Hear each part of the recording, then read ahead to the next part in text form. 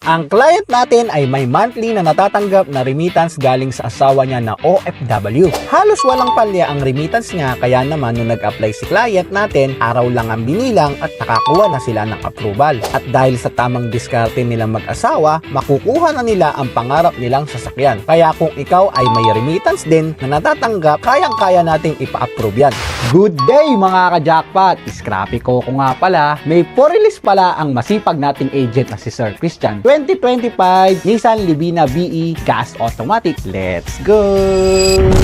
Dumating na ang client natin dito sa showroom namin. Agad-agad naman ito sinalubong ni Sir Christian at pinakita agad ang unit kay client. Sinimula na din i-check ang unit ni client. Pinaikutan muna namin ang unit para makita niya na maganda at sariwa ito. Una muna namin pinakita ang langis ng unit. Pinakita namin na newly changed oil ito. Tapos yung battery, pinakita na stock battery pa ang nakalagay dito. Pati mga fluids ng unit, tinuro na din. Sinilip-silip din ni client ang mga gilid-gilid ng unit at ibang parte ng makina, tiningnan din. Tapos pinakita na namin na legit ang plaka na nakalagay sa unit. Sa pamamagitan ng pag-i-scan nito, makikita din agad ang complete details ng unit. Sinunod naman namin ipacheck ang mga signal lights ng unit. Pinakita na working lahat ito. Pagkatapos, pinakita naman ang lagayan ng reserbang gulong at mga tools ng unit. Pinacheck din na kumpleto. At sinimula na mag-check sa interior. Ang unang chinek niya if smooth ang response ng susian ng unit. Yung aircon binuksan at pinadama na maganda ito magbigay ng lamig kahit kabubukas lang. Sinilip din ni client ang dashboard ng unit. Mga ilaw sa loob ng unit ay gumagana din. Tapos pinakita din ang papel ng unit. Pinakita na rehistrado ito at kumpleto ang mga legal documents na makukuha niya. Pagkatapos pinacheck na sa client ang mga functional buttons na gumagana ito lahat. Pinacheck din ang mga wiper nito na gumagana sa harap at likod nito ay working lahat. At naging okay na sa checking ng unit si client, kaya naman naging satisfied na siya. Tapos nagsimula na din kami sa pirmahan ng kontrata. Pinaliwanag muna ni Sir Jerby ang papeles ng unit. Pinakita ang mga original docs ng unit at pinakita na kumpleto lahat ng papeles ng sasakyan. Pagkatapos naman yung kontrata na ang pinaliwanag ni Sir Jerby. Pati ang pagbabayad nila ay tinuro at pinaliwanag na din para safe ang magiging pagbabayad nila. Saka naman niya ito pinapirma sa lahat ng kontrata. So ayun, pagkatapos ng pirmahan, napakabilis lang. Wala pang isang oras at na-release na ang sasakyan. Ako nga pala si Christian Padayaw,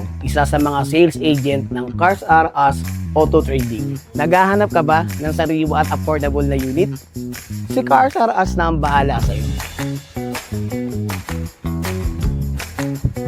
Sobrang bilis lang ng approval namin. One day process lang. Kaya kung interesado ka, mag-message ka lang sa aking Facebook account and then tumawag ka lang sa aking number dito sa number na to.